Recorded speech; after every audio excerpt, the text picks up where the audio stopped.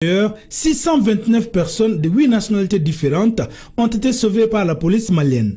En effet, les 166 femmes, 463 hommes et 25 femmes avec enfants ont été escroqués et arnaqués par des bandits.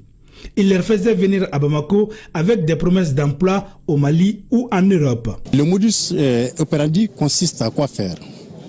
Ils persuadent, ces arnaqueurs persuadent leurs victimes de l'obtention d'un emploi rémunéré, moyennant quelque chose, et que la continuité sera de les envoyer sur les côtes européennes.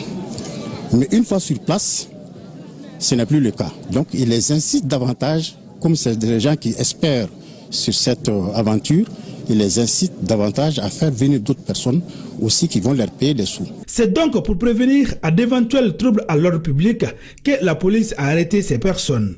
Une des conséquences de leur présence dans notre pays, ça peut être l'alimentation de la délinquance, comme vous le savez, et en même temps, ils peuvent être utilisés à des fins terroristes, ce n'est pas écarté. Donc les enquêtes vont nous en dire plus. Donc à l'issue, une suite judiciaire sera réservée au phénomène. L'une des missions essentielles de la police aujourd'hui est d'assurer la sécurité des personnes et des biens et en même temps veiller sur la tranquillité publique. Cette opération de la police nationale a été menée avec professionnalisme. Fin donc des calvaires pour les victimes grâce aux renseignements. À notre disposition. C'est dans le cadre de nos activités de prévention quotidienne.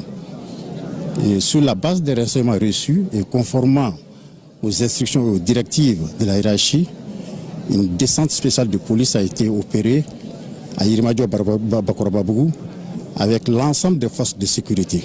Les nationalités qui font partie du lot, il y a la Guinée-Bissau, la Guinée-Conakry, la Gambie, la Sierra Leone, le Libéria, le Burkina Faso, le Niger.